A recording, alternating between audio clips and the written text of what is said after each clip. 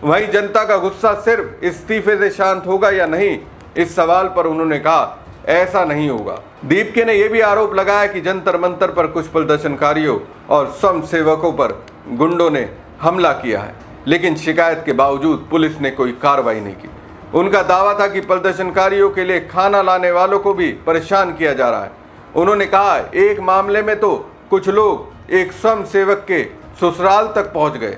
हम पर हमला करने वाले खुलेआम घूम रहे हैं, जबकि पुलिस कहती है कि कार्रवाई के लिए उसे अदालत के आदेश की जरूरत है। मुझे संदेह है कि ये सब पहले से योजनाबद्ध है। सरकार की मुश्किलें अब और बढ़ सकती है, क्योंकि अब तक जो आंदोलन सिर्फ जंतर मंतर तक सीमित दिखाई दे रहा था, उसे अब पूरे देश में फैलाने की तैयारी की जा रही है।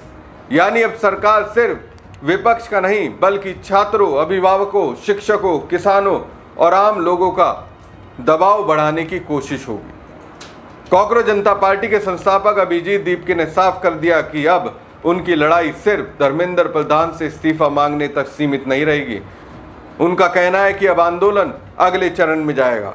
हालांकि उन्होंने अभी भी ये नहीं बताया कि आगे क्या किया जाएगा, लेकिन इतना जरूर कहा कि सरकार से जवाबदेही लेकर ही आंदोलन रुकेगा। यानी सरकार के सामने अब दोहरी चुनौती खड़ी होती दिख रही है।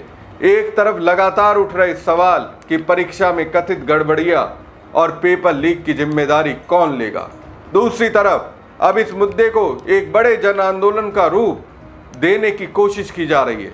अगर ऐसा होता है तो सरकार पर राजनीतिक और सार्वजनिक दबाव पहले से कहीं ज्यादा बढ़ सकता है। दीपके की सीधी सी बात है, मोदी धर्मेंद्र प्रधान से इस्तीफा मांगे। अब चूंकि ऐसा नहीं हुआ तो सवाल सिर्फ शिक्षा मंत्री के साथ ही सरकार की जवाबदेही पर भी उठ रहे हैं। यानी साफ है कि आंदोलन के आयोजकों की कोशिश इसे सिर्फ एक संगठन का विरोध नहीं, बल्कि पूरे देश की आवाज के तौर पर पेश करने की है। अगर बड़ी संख्या में लोग इससे जुड़ते हैं तो सरकार पर दबाव और बढ़ सकता है। अब सबसे बड़ा सवाल यही है कि सरकार इस बढ़ते दबाव का जवाब कैसे देती है। क्या वो आंदोलन की मांगों पर कोई फैसला लेगी या फिर टकराव का रास्ता चुनेगी? यही आने वाले दिनों की सबसे बड़ी राजनीतिक कहानी हो सकती है।